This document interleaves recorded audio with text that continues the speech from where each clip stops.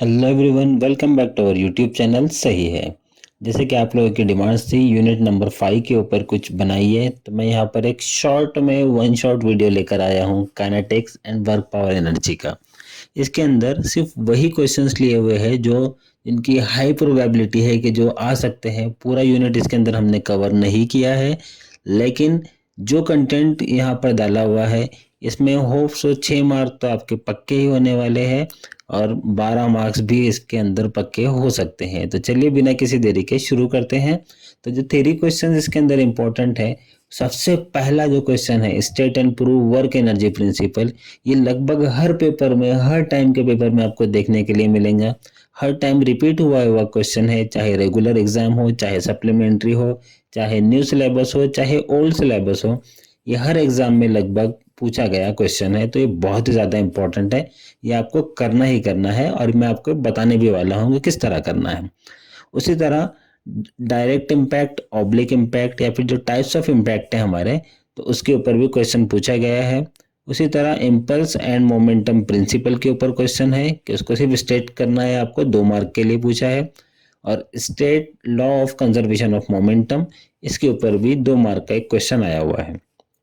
उसी तरह आप नीचे देख सकते हो, अगेन यहाँ पर direct impact, line of impact, oblique impact, central impact and eccentric impact. ये जो टाइप्स ऑफ इम्पैक्ट है, ये टाइप्स ऑफ इम्पैक्ट का यहाँ पर प्रॉपर डायग्राम के साथ, प्रॉपर फिगर के साथ आपको क्वेश्चन पूछा हुआ है। ये 6 मार्क के लिए क्वेश्चन आ सकता है। तो इसके जो डेफिनेशन वगैरह है, इसके लिए आप बुक रेफर कर सकते हो। इस वीडियो के अंदर मैंने ये डेफिनेशंस कवर नहीं किया हुआ हूँ। अगला जो नंबर है जो इम्पोर्टेंट सीरीज में, वो है डी एलम्बर्ट प्रिंसिपल। ये भी काफ़ी ज़्यादा इम्पोर्टेंट है, 6 मार्क के लिए बार बार पूछता है और बहुत ज़्यादा सिंपल है। ये आपको मैं बताने वाला हूँ इस वीडियो के अंदर। उसी के साथ साथ define work and state and explain law of conservation of energy का यहाँ पर एक्सप्लेनेशन पूछा गया है। ठीक है, तो law of conservation of momentum और law of conservation of energy, ये दोनों भी इंपॉर्टेंट है, लेकिन उससे ज़्यादा इंपॉर्टेंट क्या है, work power, work energy principal और डी एलम्बर्ट प्रिंसिपल। तो हम स्टार्ट करते हैं डी एलम्बर्ट प्रिंसिपल के साथ। डी एलम्बर्ट प्रिंसिपल होता क्या है, ये सुनने से पहले या ये जानने से पहले यहाँ पर एक स्टेटमेंट है, स्टेटमेंट देख लेते हैं, उसके बाद मैं आपको एक्सप्लेन करता हूँ। स्टेटमेंट है, if a rigid body is acted upon bye a system of force, this system may be reduced to a single resultant force whose magnitude, direction and line of action may be found out by the method of graphic static। इसका मतलब क्या है कि अगर एक body है, उसके ऊपर नंबर ऑफ फोर्सेस एक्ट कर रहे हैं, तो हमें पता है अगर कोई बॉडी के ऊपर नंबर ऑफ फोर्सेस एक्ट करते हैं तो हम उसको क्या करते हैं, एक फोर्स में, सिंगल फोर्स में कन्वर्ट करते हैं, जिसको हम लोग बोलते हैं रिजल्टेंट। और वो रिजल्टेंट क्या करता है, रिजल्टेंट हम फाइंड कर सकते हैं किसकी हेल्प से, डी एलम्बर्ट प्रिंसिपल की। अब देखिए ये स्टेटमेंट देखने में तो थोड़ी सी लेंदी लगेंगी आपको, लेकिन ये लेंदी स्टेटमेंट को एकदम शॉर्ट में कैसे याद रखना है वो बता रहा हूँ मैं आपको। देखिए होता क्या है, जैसे कि आपको पता होगा कि एक साइंटिस्ट है जिसका नाम था न्यूटन, है ना। ये एक कहानी है, कहानी एक्चुअल कहानी नहीं है, आपको समझ में आना है, इसलिए मैं आपको एक फेक कहानी, फेक नैरेटिव बता रहा हूँ कि भाई जैसे एक न्यूटन, मान लो न्यूटन ने बहुत ज़्यादा काम किया, उसने लॉस पे लॉस निकाले, Newton first law, Newton second law, third law, है ना। तो वहीं पर एक बच्चा था जिसका नाम था डी एलम्बर्ट। अब डी एलम्बर्ट के घर में, जैसे हमारे घर में क्या होता है, हमारे पेरेंट्स कंपैरिजन करते हैं, है ना, कि भाई देखो शर्मा जी का लड़का तो ये कर लिया और तुम्हें कुछ नहीं होता। तो वैसे डी एलम्बर्ट के पापा मम्मी ने भी उसको बोले कि भाई देख, यहाँ पर न्यूटन के लॉ के ऊपर लॉ आ रहे हैं और तेरा एक भी लॉ नहीं है। तो उसने क्या किया, न्यूटन का सेकंड लॉ उठाया। सेकंड लॉ ऑफ न्यूटन क्या था, F is equal to M A, mass into acceleration. उसने क्या किया, ये देखिए यहाँ पर, जैसे F is equal to M A है, तो उसने क्या किया, ये एम ए को इक्वल के इधर ला लिया, तो प्लस वाली टर्म इक्वल के इधर आकर क्या हो गई, माइनस, है ना। तो ये क्या बन गया, F minus M A is equal to 0। बस ये डी एलम्बर्ट प्रिंसिपल, उसने यही प्रिंसिपल लगा दिया और इसको बोला कि ये मेरा लॉ है। ठीक है, तो खैर ये तो एक कहानी थी, एक फेक नैरेटिव था, ये आपको एग्जाम में नहीं लिखना है। आपको सिर्फ इतना ही ध्यान में रखना है कि डी एलम्बर्ट प्रिंसिपल जो है वो किसके ऊपर बेस्ड है, वो बेस्ड है न्यूटन के सेकंड लॉ, यानी F is equal to mass into acceleration रहा, तो एफ माइनस एम ए क्या रहेगा, डी एलम्बर्ट प्रिंसिपल। और ये जो एम ए है, तो उसको हम लोग बोलते हैं इनर्शियल फोर्स। अब आते हैं हमारे टॉपिक की तरफ कि जो क्वेश्चन है, क्वेश्चन पूछता है आपको 6 मार्क के लिए। उसमें क्या पूछा है कि स्टेट एंड एक्सप्लेन डीएलएम्बर्ट प्रिंसिपल या फिर प्रूफ डीएलएम्बर्ट प्रिंसिपल, और इसका लिए प्रूफ में सिर्फ ये दो लाइन है, इक्वेशन नंबर 1 और इक्वेशन नंबर 2। अब यहाँ पर इसको फिर लिखेंगे कैसे? 6 मार्क के लिए अगर आपने इतने ही स्लाइड में जो दिख रहा है आपको स्क्रीन पे, अगर उतना ही लिखा तो 6 मार्क्स तो नहीं मिलेंगे। तो फिर आपको करना क्या है, तो आपको ये बना के लिखना है बहुत ज़्यादा। अब जैसे ये स्क्रीन पे आपको ये दिख रहा है, तो F is equal to M A, equation number 1, तो इसको हम लोग क्या बोलते हैं? Equation of dynamic. और इक्वेशन नंबर 2 है एफ माइनस एम ए, इसको हम लोग बोलते हैं इक्वेशन ऑफ स्टैटिक। और this principle is known as D'Alembert's principle. इसी को हमको एलैबोरेट करके लंबा चौड़ा करके 2 पेज का आंसर एटलीस्ट लिखना है हमारे एग्जाम में, तभी आपको 6 मार्क्स मिलेंगे। ठीक है, अब मुझे एक बात बताओ कि डीएलएम्बर्ट प्रिंसिपल की जरूरत क्या थी?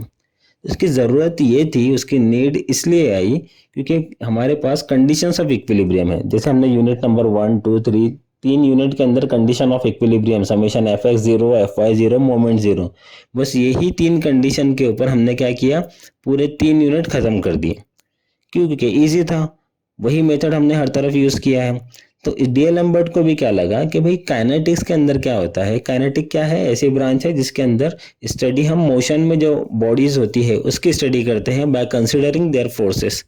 जो उनके ऊपर फोर्सेस होते हैं उसको भी कंसिडर करके मोशन वाले पार्टिकल्स यहाँ पर देख रहे हैं। अब बॉडी अगर मोशन में है तो स्टैटिक इक्विलिब्रियम की कंडीशन यानी summation F x F y और मोमेंट तो हम यूज नहीं कर पाएंगे। तो डीएलएम्बर्ट ने क्या किया कि जो आपका न्यूमेरिकल है उसको इजीली सॉल्व होना, इसलिए उसने क्या किया, उसने बोला कि भाई ये जो आपके जो भी समेशन ऑफ फोर्सेस है तो उसमें से इनर्शियल फोर्स, ये एक इमेजिनरी फोर्स होता है, इनर्शियल फोर्स अगर हम लगाएंगे तो आपकी बॉडी किस में आ गई है? इक्विलिब्रियम में। कैसे? तो देखो यहाँ पे क्या था, न्यूटन ने क्या बोला था, F is equal to M A, उसने इनर्शियल फोर्स यानी एम ए को इधर ला लिया, तो इक्वल के बाद क्या बचा? जीरो।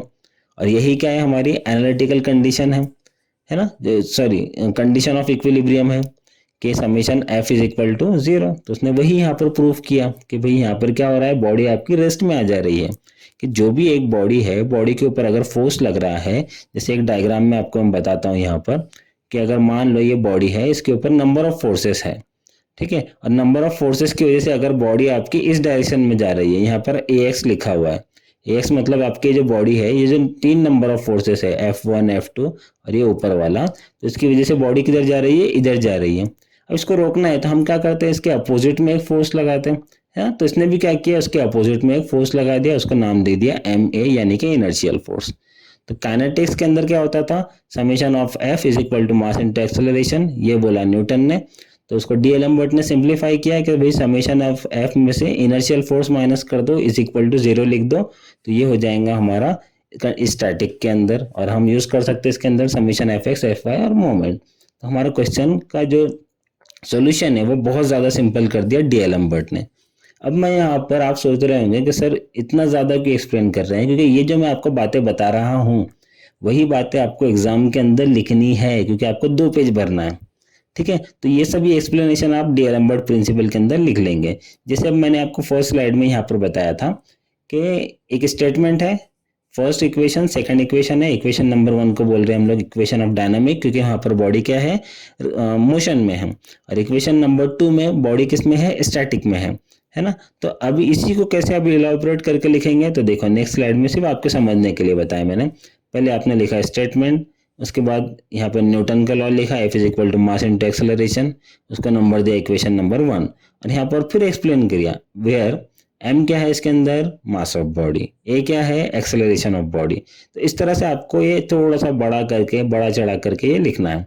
और फिर यहाँ पर लिखो द इक्वेशन नंबर 1 में बी ऑल्सो रिटर्न एज, फिर बनाओ F minus M A is equal to zero, फिर उसको नंबर दो इक्वेशन नंबर 2, फिर उसको बोलो कि इट में be noted that equation number 1 is the equation of dynamics, whereas the equation number 2 is equation of static। जो पॉइंट बताया वही पॉइंट को हमने क्या किया, यहाँ पे बड़ा चढ़ा कर लिखा, नीचे लिखा the principle is known as D'Alembert's principal.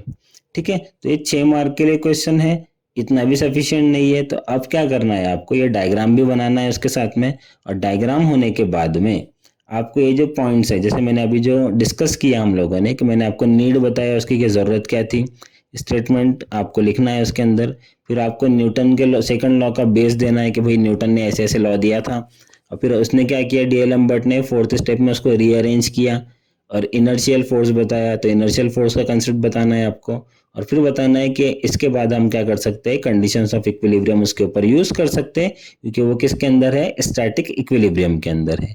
और डीएलएम्बर्ट प्रिंसिपल हम कौन से न्यूमेरिकल्स में यूज कर सकते हैं, उसके एप्लीकेशन क्या है, तो यहाँ पर मैंने लिखा के दिया आपको कि ब्लॉक एंड पुली का जो सिस्टम होता है उसमें यूज कर सकते हैं, एलिवेटर यानी कि लिफ्ट के न्यूमेरिकल्स में, वेज प्रॉब्लम्स में, या इंक्लाइन प्लेन फ्रिक्शन वगैरह के अंदर हम डीएलएम्बर्ट के जो प्रिंसिपल है वो यूज कर सकते हैं। ठीक है, तो इस तरह से आपको ये 7-8 पॉइंट मैंने आपको बता दिया।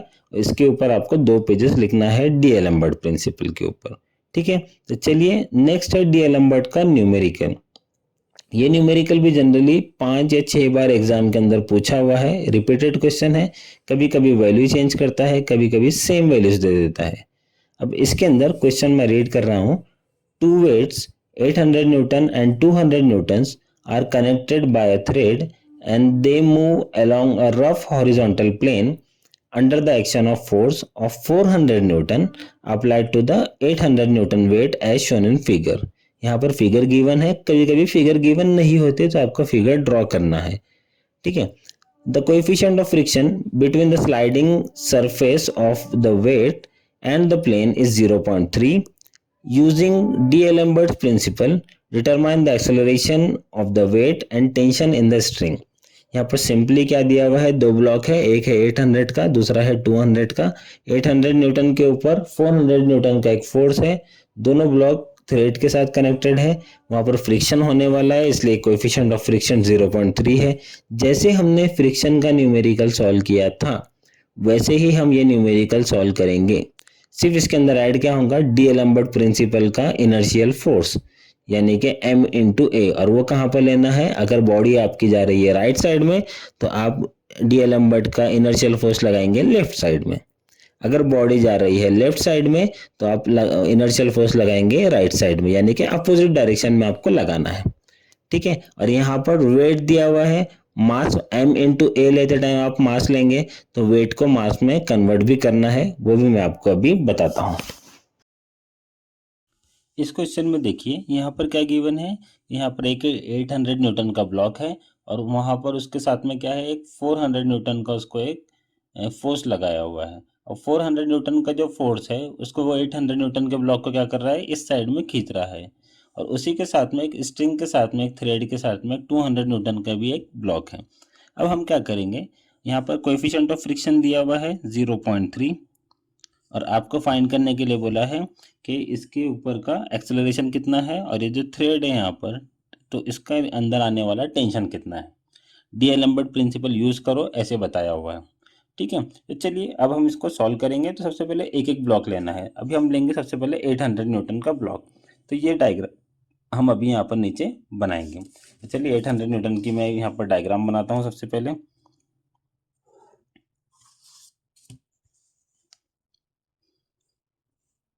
ये है मेरे पास 800 न्यूटन का ब्लॉक। ठीक है, मैं यहाँ पर लिख लेता हूँ फॉर 800 न्यूटन ब्लॉक। अब 800 न्यूटन ब्लॉक है, ब्लॉक का वेट हमेशा कहाँ पे आएगा, एक्टिंग डाउनवर्ड, तो ये नीचे आ गया। कितना है वो, 800 न्यूटन। ठीक है, ये फ्लोर की वजह से एक रिएक्शन आएगा, नॉर्मल रिएक्शन आर, वो कहाँ पर आएगा, ऊपर। यहाँ पर 2 ब्लॉक है 1 2, तो हम इसका नाम दे देंगे R1। उसी के साथ में यहाँ पर एक 400 न्यूटन का एक फोर्स है, तो मैं वो फोर्स यहाँ पर दिखा रहा हूँ 400 न्यूटन। और यहाँ पर क्या है, एक थ्रेड अटैच है। इतने डायग्राम आपको बनानी है। तो ये इसकी वजह से, थ्रेड की वजह से यहाँ पर क्या आएगा, कुछ ना कुछ टेंशन आएगा, तो मैं इसको नाम दे रहा हूँ T। ठीक है, अब यहाँ पर देखिए बॉडी को क्या कर रहा है, ये इधर खींच रहा है। अब बॉडी को जब मैं इधर खींचूंगा तो फ्रिक्शन कहाँ पर होगा, इसके अपोजिट साइड में। हमने फ्रिक्शन वाले यूनिट के अंदर ये देखा है। ठीक है, ये तो यहाँ इसका यहाँ पर हो गया फ्रिक्शन, तो मैं लिखूँ यहाँ पे फ्रिक्शन इन ब्लॉक नंबर 1। तो इसके लिए फॉर्मूला क्या बनेगा, म्यू इंटू R1। ठीक है, अब हमको ये ब्लॉक का फ्रिक्शन फाइंड तो करना ही है। साथ में यहाँ पर एक बात देखिए कि अब बॉडी किस में है, मोशन में है। बॉडी जब भी मोशन में रहती है तो हम क्या वहाँ पर स्टैटिक कंडीशंस ऑफ इक्विलिब्रियम नहीं लगा सकते। उसके लिए क्या यूज़ करना पड़ेगा, डीएलएम्बर्ट प्रिंसिपल। यानी कि अगर एक्सेलरेशन इस डायरेक्शन में हो रहा है तो हमको इनर्शियल फोर्स जो है मास इंटू एक्सेलरेशन वो अपोजिट डायरेक्शन में यहाँ पर लगाना पड़ेगा। बस इसके अंदर इतना ही यहाँ पर चेंज है। जो आपने फ्रिक्शन के अंदर किया था वैसे ही सेम टू सेम न्यूमेरिकल है, सिर्फ आप क्या कर रहे हो यहाँ पे इनर्शियल फोर्स लगा रहे हो अपोजिट डायरेक्शन में। चलो आपने ये लगा लिया। अब हम क्या करेंगे, कंडीशंस ऑफ इक्विलिब्रियम लेंगे। तो हमारी फर्स्ट कंडीशन हम लेंगे summation F y is equal to zero. अब पता है आपको अपवर्ड प्लस डाउनवर्ड माइनस लेते हैं हम लोग। R1 ऊपर जा रहा है इसलिए R1 प्लस, 800 नीचे जा रहा है इसलिए 800 minus is equal to zero. तो R1 is equal to 800 Newton, ये हमको मिल गया। यहाँ पर बॉडी का वेट गिवन है, मास पता है कि भी हमको नहीं पता है। ठीक है, तो मैं इसके लिए यहाँ पर मास निकाल देता हूँ। मास कैसे निकालते हैं हम, जो भी इसका वेट है डिवाइडेड बाय 9.8। तो मैं इसको करता हूँ डिवाइडेड बाय 9.8 और इसको हम कैलसी पर सॉल्व करेंगे तो वो आ जाएगा मेरा 81.55 kg। ठीक है, समेशन एफ वाई हो गया। सेकंड कंडीशन हमारी क्या है, समेशन एफ एक्स। तो अब हम क्या करेंगे, यहाँ पर समेशन एफ एक्स लेंगे। मैं यहाँ पर समेशन एफ एक्स ले रहा हूँ। Second condition summation F x is equal to zero. इसमें क्या चेक करेंगे हम, right side plus left side minus. ये न्यूमेरिकल सेम टू सेम वैसा ही है जैसे हमने फ्रिक्शन के न्यूमेरिकल में देखा था, वैसे ही सिर्फ आपको एक्टिंग क्या ऐड क्या किया है अपने, मास इनटू एक्सेलरेशन, जो कि हमारा इनर्शियल फोर्स है वो ऐड किया है। चलिए 400 कहाँ पर जा रहा है, राइट साइड में, इसलिए ये आ गया प्लस। एम ए किधर जा रहा है, लेफ्ट साइड में, तो ये हो गया माइनस। एम कितना है 81.55 इंटू ए। उसके बाद में टी अगेन कहाँ पर जा रहा है, लेफ्ट साइड में, यानी कि माइनस टी। उसके बाद में F1 कहाँ पर जा रहा है, ये भी लेफ्ट में, तो ये माइनस। F1 का फॉर्मूला क्या है, म्यू इंटू R1। म्यू कितना था हमारे पास 0.3, तो मैं डायरेक्टली वैल्यू पुट कर रहा हूँ 0.30 इंटू R1 कितना है 800, और कोई फोर्स नहीं है इसलिए इज इक्वल टू जीरो। तो चलिए अब हम इसको सॉल्व करेंगे। 400 माइनस इतना कीजिए आप कैलसी के ऊपर, आपको आंसर आ जाएगा 160 minus 81.55 A minus T is equal to zero. ठीक है, तो अब हम क्या करेंगे, ये माइनस 81.55 उधर जाकर क्या हो जाएगा प्लस 81.55, माइनस टी उधर जाकर क्या हो जाएगा प्लस टी। तो मैं यहाँ पर लिख रहा हूँ, ठीक है, इज इक्वल टू 160।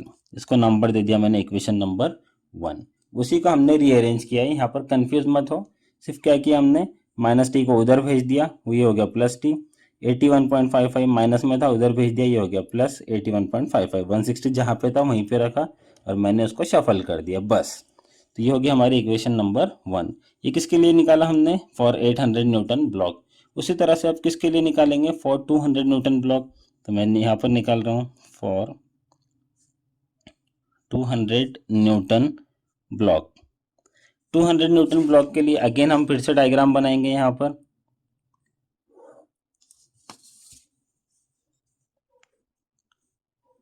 अब ये देखिए 200 न्यूटन ब्लॉक बनाना है तो 800 को गायब कर दो, सिर्फ एक थ्रेड दिखेगा यहाँ पर, है ना। और 200 न्यूटन है, उसका वेट कहाँ पर आएगा, एक्टिंग डाउनवर्ड, तो ये हो गया उसका वेट 200 न्यूटन।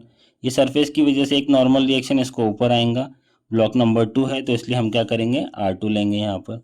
यहाँ पर एक थ्रेड है ना, वही थ्रेड है तो इसका टेंशन इधर जाएगा T। ये ब्लॉक कहाँ पर मूव हो रहा है, इस डायरेक्शन में, तो फ्रिक्शन कहाँ पे होगा इसका, अपोजिट डायरेक्शन में। तो ये हो गया friction 2, F2 is equal to mu into R2। Acceleration इस डायरेक्शन में, तो इनर्शियल फोर्स कहाँ पर आएगा इसका, अपोजिट डायरेक्शन में, वो कितना रहता, मास इंटू एक्सेलरेशन। डीएलम्बर्ट प्रिंसिपल के अकॉर्डिंग हम लोग इसको लगा रहे हैं। ठीक है, आप लोग चाहे तो आप यहाँ पर लिख भी सकते हो यूजिंग डीएलम्बर्ट प्रिंसिपल। अब यहाँ पर मास निकालना है। मास कैसे निकालेंगे, 200 न्यूटन में है, अगर केजी में होता तो मास निकालने की ज़रूरत नहीं रहती थी, यहाँ पर हम ग्रेविटी से मल्टीप्लाई करते थे। अभी न्यूटन में है इसलिए हम क्या करेंगे, ग्रेविटी को डिवाइड करेंगे। तो 200 डिवाइडेड बाय 9.8 और ये कितना आ जाएगा आपका 20.40 kg, इसका मास मिल गया।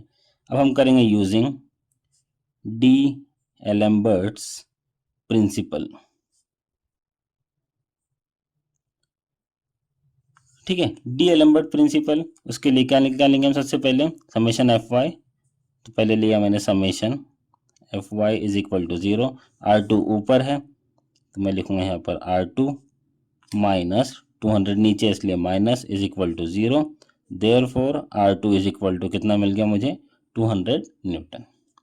Second condition, by using D'Alembert principle क्या आ जाएंगे, summation F x is equal to 0, f x में टी कहाँ पर जा रहा है, राइट साइड में, इसलिए ये प्लस, उसके बाद में m इंटू ए कहाँ पर जा रहा है, लेफ्ट में, तो इसलिए वो माइनस, m कितना है हमारे पास 20.40 इंटू ए,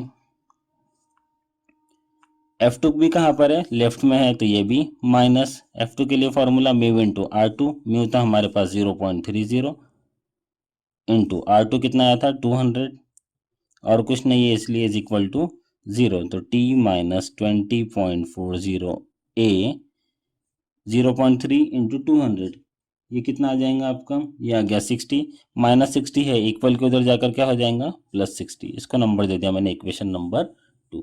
अब हम कैल्सी के ऊपर इक्वेशन नंबर 1 और इक्वेशन नंबर 2 ये दोनों कैल्सी के ऊपर सॉल्व करेंगे। आपको पता है किस तरह सॉल्व करना है, तो यहाँ पर हम लिखेंगे आफ्टर सॉल्विंग इक्वेशन 1 एंड 2, तो यहाँ पर हमको टी की डायरेक्टली वैल्यू मिल जाएंगी टेंशन इन स्ट्रिंग, और वो मिल गए हमें 79.657 न्यूटन। ठीक है, और दूसरी वैल्यू जो मिली है वो मिली है ए की, वो आ गया हमारे पास 0.99 मीटर पर सेकंड स्क्वायर। ये जो क्वेश्चन है ये आपको बार बार एग्जाम में रिपीट हुआ है, यहाँ पर कभी कभार वो लोग वैल्यू चेंज कर देता है, अदरवाइज पूरा न्यूमेरिकल डीएलम्बर्ट के ऊपर यही पूछता है। तो होप आपको ये समझ में आया होगा। तो ये था हमारा डीएलम्बर्ट प्रिंसिपल और उसका न्यूमेरिकल। अब इस टॉपिक का सबसे ज़्यादा इम्पोर्टेंट जो टॉपिक है वो है वर्क एनर्जी प्रिंसिपल और उसका प्रूफ। ठीक है, तो ये अभी मैं आपको इसका प्रूफ और इसका प्रिंसिपल बताता हूँ। पहले उसके स्टेटमेंट देखते हैं। स्टेटमेंट है the net work done by all forces on an object equals the change in the kinetic energy. मतलब क्या है कि जो वर्क डन होता है, नेट वर्क डन, जितने भी फोर्सेस की वजह से अगर कोई वर्क हो रहा है, कोई काम हो रहा है, तो वो क्या रहेगा, इक्वल रहेगा। किसके इक्वल रहेगा, चेंज इन काइनेटिक एनर्जी। अब चेंज इन काइनेटिक एनर्जी मतलब क्या, final kinetic energy minus initial kinetic energy. ठीक है, और काइनेटिक एनर्जी का हमें फॉर्मूला पता है, क्या है, half into mass into velocity का स्क्वायर। ठीक है, तो अब फाइनल काइनेटिक एनर्जी ले रहे हैं हम लोग, तो यहाँ पर फॉर्मूला क्या बन गया, W is equal to half into M into final velocity यानी v square minus half m into initial velocity यानी कि u स्क्वायर। ठीक है, अब ये थी हमारी स्टेटमेंट। अब इसको प्रूफ, इसका जो मैं बता रहा हूँ आपको, वो प्रूफ देख लो। प्रूफ बहुत इजी है, वर्क एनर्जी प्रिंसिपल। अब इसका जो प्रूफ है लगभग हर एग्जाम में आपको 6 मार्क के लिए पूछा हुआ है, और इस प्रिंसिपल की बात यह है कि बहुत ज़्यादा इजी है, बहुत ज़्यादा सिंपल है। मैं आपको बताता हूँ कैसे। जैसे कि हमने अभी डीएलम्बर्ट प्रिंसिपल पढ़ा, वो किसके ऊपर बेस्ड था, वो था न्यूटन के सेकंड लॉ के ऊपर। तो वही न्यूटन का सेकंड लॉ हमारे वर्क एनर्जी प्रिंसिपल सॉल्व करने में भी मदद करेंगे। कैसे, तो हम डायरेक्टली लिखेंगे यहाँ पे, we know that F is equal to क्या रहता, मास इंटू एक्सेलरेशन। ऐसा किसने बोला, ऐसा बोला था न्यूटन के सेकेंड लॉ ने। तो मैं लिखूंगा यहाँ पे Newton's second law of motion. तो F is equal to M into a.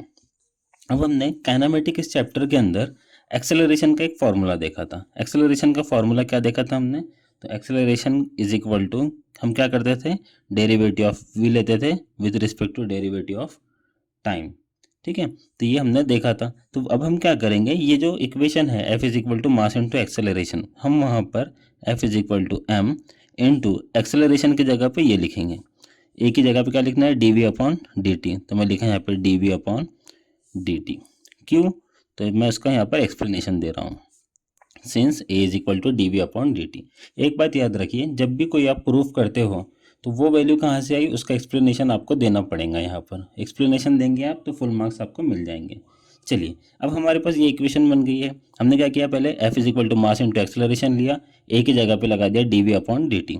अब हम क्या करेंगे, इस इक्वेशन को मल्टीप्लाई करेंगे D S by D S से। अगर सेम इक्वेशन से हमने मल्टीप्लाई किया तो इसमें कुछ फर्क पड़ने वाला है नहीं, तो हम डायरेक्टली क्या करेंगे, इक्वेशन को मल्टीप्लाइंग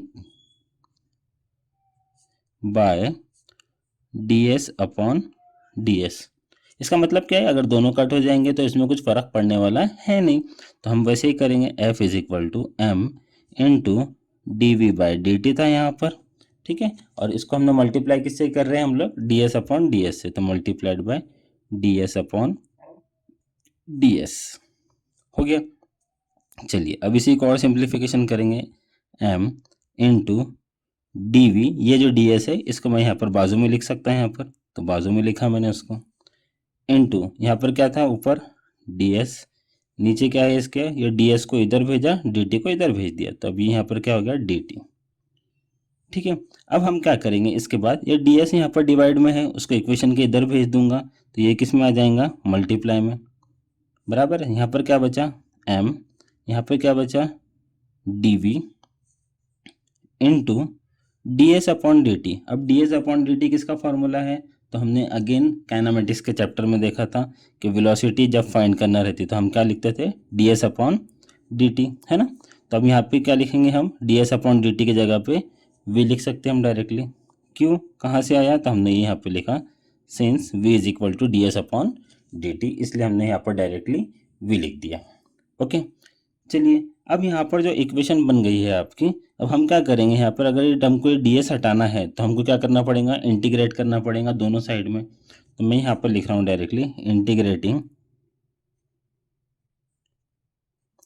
बोथ साइड्स, दोनों साइड में हमने क्या किया, इंटीग्रेट किया। तो चलिए अब मैं डायरेक्टली यहाँ पर कर रहा हूँ, यहाँ पर एफ मैंने बाजू में निकाला, इंटीग्रेशन ऑफ डी एस, क्योंकि हमको डी एस हटाना है, इज इक्वल टू यहाँ पर क्या है, वी है, डी वी है, एम बाहर आ जाएगा, तो मैंने एम बाहर निकाला, इंटीग्रेशन किया है, यहाँ पर अंदर क्या बचा, वी इंटू डी वी, ये वी इंटू डी वी।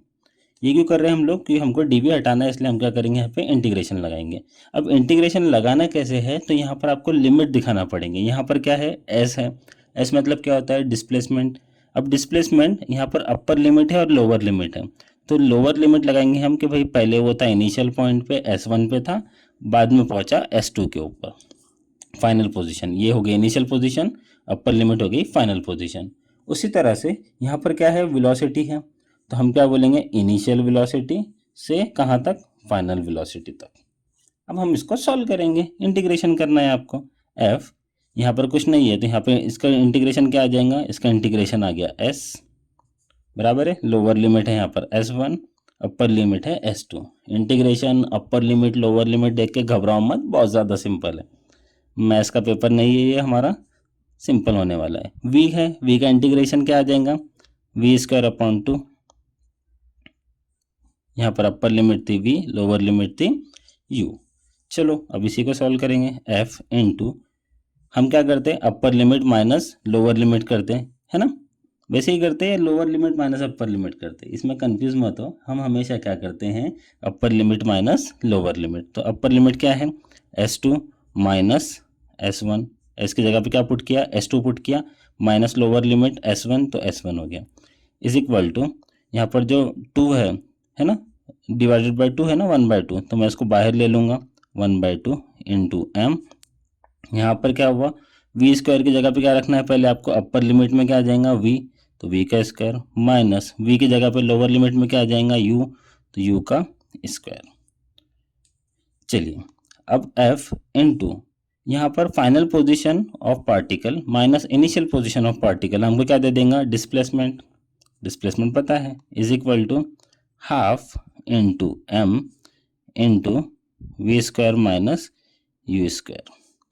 अब F इंटू एस यानी कि फोर्स इंटू डिस्प्लेसमेंट क्या होता है, work done, is equal to, इसको आप एक्सपांड भी कर सकते हैं, वैसे भी लिख सकते हैं, मैं इसको एक्सपांड कर रहा हूँ, एम वी स्क्वायर माइनस, इससे इसको मल्टीप्लाई किया, अब इससे इसको मल्टीप्लाई करेंगे, half m into u square, तो half m into u square. इसमें ये क्या हो गया, वर्क डन, ये किसका फॉर्मूला है, फाइनल काइनेटिक एनर्जी, और ये क्या है, इनिशियल काइनेटिक एनर्जी। तो हमारे यहाँ पर क्या हो गया, ये प्रूफ हो गया है, ये वर्क डन, ये वी क्या है इसके अंदर, फाइनल वेलोसिटी, यू क्या है इसके अंदर, इनिशियल वेलोसिटी। और हमको यही प्रूफ करना था। क्या प्रूफ करना था हमको कि भाई वर्क डन जो रहता वो इज इक्वल टू क्या रहता, चेंज इन काइनेटिक एनर्जी, मतलब final kinetic energy minus initial kinetic energy. ये किसका फॉर्मूला है, काइनेटिक एनर्जी का। तो मैं लिख सकता हूँ यहाँ पर final kinetic energy minus initial kinetic energy, बस। और ये हो गया हमारा, यहाँ पर लिख दो हेंस प्रूव्ड। और ये कितने मार्क्स के लिए था, 6 मार्क के लिए। अब देखो कितना सिंपल है। क्या किया हमने, सबसे पहले एक बार एक शॉर्ट में बता रहा हूँ आपको, न्यूटन का second law F is equal to M into A लिया। ए की वैल्यू क्या थी, D V upon D T, इसको पुट किया, मल्टीप्लाई किया D S by D S से। उसके बाद में D S upon D T क्या आ गया हमारा, वी आ गया, और दोनों साइड में इंटीग्रेशन किया, अपर लिमिट लोअर लिमिट लगाया। ऐसे यहाँ पर तो इसका final position minus initial position, velocity के लिए final velocity minus initial velocity किया, और आपको यहाँ पर ये हमारा वर्क एनर्जी प्रिंसिपल यहाँ पर कंप्लीट हो गया है। इतना आप लिखना है आपको। वर्क एनर्जी प्रिंसिपल जब भी लिखेंगे उसकी स्टेटमेंट जो मैंने अभी बताया आपको वो स्टेटमेंट लिखना है, और ये इतना प्रूफ लिखना है। ये आपको 6 मार्क के लिए एग्जाम में पूछ सकता है। बहुत मर्तबा लगभग हर पेपर में ये क्वेश्चन रिपीट हुआ है, तो ये आप कंपल्सरीली करके ही जाओ। लास्ट टाइप के जो न्यूमेरिकल है इस चैप्टर के अंदर, वो पूछ सकता है न्यूमेरिकल्स ऑन इम्पैक्ट। अब इम्पैक्ट एंड कोलिजन के न्यूमेरिकल्स भी बहुत बार एग्जाम में पूछता है, 6 मार्क के लिए है और बहुत ही ज़्यादा इजी है। इसके लिए बस आपको दो जो इक्वेशंस है वो आपको याद रखना है। पहले जो इक्वेशन है वो है law of conservation of momentum, जिसके अंदर इक्वेशन है m1u1 plus m2u2 is equal to m1v1 plus m2v2। ये एक इक्वेशन है, बहुत सिंपल है, आपको इजीली याद हो जाएंगी। और दूसरी है कोएफिशिएंट ऑफ रेस्टिट्यूशन की, यानी कि स्मॉल ई आपको फाइंड करना रहता है। उसकी इक्वेशन है v2 minus V1 divided by u1 minus u2। यहाँ पर u क्या है, इनिशियल वेलोसिटी, v है फाइनल वेलोसिटी, और m क्या है, आपका मास है। चलिए इसका एक क्वेश्चन देखते हैं। ये जितने भी क्वेश्चन मैंने लिया हूँ इसके अंदर वो सभी के सभी PYQs में आए हुए हैं। ये भी क्वेश्चन पूछा गया है आपको पार्ट 2 के फाइनल एग्जाम में। क्वेश्चन है a ball of mass 100 kg moving with a velocity of 20 metre per second impinges directly on a ball of mass 200 kg at the rest. The first ball after impinging comes to rest. Find the velocity of the second ball after the impact and the coefficient of restitution। इसके अंदर दो ball है, एक है 100 का, दूसरा है 20 kg का। 100 वाला मूव कर रहा है, इनिशियल वेलोसिटी गिवन है उसकी 20, जबकि 200 वाला रेस्ट में है, यानी कि इनिशियल वेलोसिटी उसकी 0 हो जाएंगी। जब फर्स्ट बॉल जो 100 बॉल ने जब 200 बॉल को जब टक्कर मारा तब क्या हो जाएगा, 100 वाला बॉल रेस्ट में आ गया, यानी कि फाइनल वेलोसिटी ऑफ 100 यहाँ पर आ जाएंगी 0। और आपको पूछा है कि फिर 200 kg का जो बॉल है उसकी वेलोसिटी कितनी है और कोएफिशिएंट ऑफ रेस्टिट्यूशन कितना है, ये आपको फाइंड करना है। चलिए अब हम इसे सॉल्व करेंगे। अब इस क्वेश्चन के अंदर दो बॉल दिए हुए हैं। एक बॉल का जो मास है वह है 100 kg, तो मैं लिख रहा हूँ यहाँ पर दो बॉल्स है, तो मैं लिख रहा हूँ यहाँ पर m1 is equal to 100 kg, और दूसरा जो बॉल है m2 उसका कितना दिया हुआ है वेट, वो है 200 kg। हुआ क्या कि जो फर्स्ट बॉल है आपका वो जाकर कहाँ पर स्ट्रक्ट हुआ, बॉल नंबर 2 को। जैसे मैं आपको यहाँ पर बता रहा हूँ कि यहाँ पर एक प्लेन था, यहाँ पर एक बॉल नंबर 1 यानी कि 100 kg का जो बॉल है वो पहले इधर गया। 200 kg का जो बॉल था वो एक जगह पे यहाँ पर रुका हुआ था। वो इनिशियल इसमें क्या था, यहाँ पर अभी फर्स्ट स्टेज पे क्या था, रेस्ट में था, ऐसा क्वेश्चन के अंदर बोला हुआ है। रेस्ट में था यानी कि उसकी इनिशियल वेलोसिटी कितनी हो गई, यहाँ पर 0 हो गई। और 100 जो था 100 kg का जो बॉल था उसकी इनिशियल वेलोसिटी कितनी थी, तो वो क्वेश्चन के अंदर गिवन है 20 मीटर पर सेकंड। तो यहाँ पर ये इनिशियल वेलोसिटी यानी कि u1 कितना हो गया इसका, 20 मीटर पर सेकंड। अब बोला क्या है कि 100 वाला जो बॉल है वो जब जाकर 200 को जब इसने टक्कर मारी, यहाँ पर जो इम्पैक्ट हुआ दोनों का, उसके बाद 100 न्यूटन वाला बॉल जो है वो क्या हुआ, रेस्ट में आ गया। रेस्ट में आया मतलब यहाँ पे आके रुक गया। अब रुक गया मतलब उसकी वेलोसिटी कितनी हो गई, 0। तो इसकी फाइनल वेलोसिटी कितनी दी गिवन है यहाँ पर, 0। पूछा क्या है अभी इसकी velocity, final velocity second ball की पता है क्या, नहीं पता है हमको। पहला बॉल क्या हुआ, यहाँ पे जाके उसने टक्कर मारा, 20 की मीटर पर सेकंड की उसकी क्या थी, इनिशियल वेलोसिटी थी। इनिशियल वेलोसिटी से वो गया और यहाँ पर आकर रेस्ट में आ गया, मतलब फाइनल वेलोसिटी आ गई उसकी 0, इनिशियल वेलोसिटी आ गई 20। ठीक है, इसका m2 200 था, पहले रेस्ट में था इसलिए इसका इनिशियल वेलोसिटी 0, फाइनल वेलोसिटी अभी हमको पता नहीं है। क्या फाइंड करने के लिए बोला है? Find the velocity of second ball, इसकी वेलोसिटी फाइंड करने के लिए बोला है, and the coefficient of restitution यानी कि ई फाइंड करने के लिए यहाँ पर बोला हुआ है। अब एक बात ध्यान में रखिए, अब जब भी हम लोग ये न्यूमेरिकल सॉल्व करेंगे तो हमारे पास एक सिंपल सा फॉर्मूला है, वो आपको याद रखना है। वो सिंपल सा फॉर्मूला क्या है? तो हमारे पास फॉर्मूला है m1u1 plus m2u2 is equal to m1v1 plus m2v2। ये सिंपल सी इक्वेशन है, ये आपको यहाँ पर ध्यान में रखना है। m1 कितना है यहाँ पर 100 इंटू u1 कितना है 20 प्लस m2 कितना है 200, u2 कितना है 0 is equal to again m1 100 v1 0 plus m2 200, v2 नहीं पता तो वैसे लिखेंगे, ठीक है। 100 इंटू 20 आप कैलसी पे कीजिए या वैसे ही कीजिए सॉल्व, ये आ गया आपका 2000, ये तो 0 हो गया, 200 इंटू 0 0, 100 इंटू 0 0, 200 इंटू v2 यहाँ पर बचा हुआ है। क्या फाइंड करना था? v2, तो v2 is equal to 2000, 200 multiply में इधर आकर डिवाइड में, तो v2 कितना मिल गया यहाँ पर हमको? ये मिल गया आपको 10 मीटर पर सेकेंड, यानी कि वेलोसिटी ऑफ सेकंड बॉल हमको यहाँ पर मिल गया। सिंपल सा है, सिंपल सी इक्वेशन हमने यूज किया है और यहाँ पर हमको क्या मिल गया? v2 मिल गया। उसी तरह से e फाइंड करना है। e मतलब क्या है? Coefficient of restitution. तो अगेन वी नो दैट, ये दो फार्मूले मैं आपको बता रहा हूँ। e का जो फार्मूला है वो फार्मूला है v2 minus v1 divided by u1 minus u2, ठीक है। चलिए v2 कितना है हमारे पास 10, v1 पता नहीं 0 है, डिवाइडेड बाय u1 20, u2 0, तो 20 माइनस 0, तो ये क्या बचा यहाँ पे 10 डिवाइडेड बाय 20, तो e को सॉल्व किया, ये आ गया हमारे पास 0.5। बस दैट्स इट। ये आपको 6 मार्क के लिए पूछा हुआ है और हमारे पास इसमें इंपॉर्टेंट जो इक्वेशन है सिर्फ दो इक्वेशन, m1u1 वाली इक्वेशन, ये वाली इक्वेशन और ये वाला फॉर्मूला, ये आपको ध्यान में रखना है। इन दो फॉर्मूले के ऊपर ये 6 मार्क के लिए क्वेश्चन पूछा हुआ है और ये जनरली पूछता भी है। तो अगर इस टाइप का न्यूमेरिकल आया तो ये इससे बड़ी बात और क्या हो सकती है आपके लिए। ये वीडियो पसंद आई है तो इसे लाइक कीजिए, अपने फ्रेंड्स के साथ शेयर कीजिए, हमारा चैनल सब्सक्राइब कीजिए, बाकी सब सही है।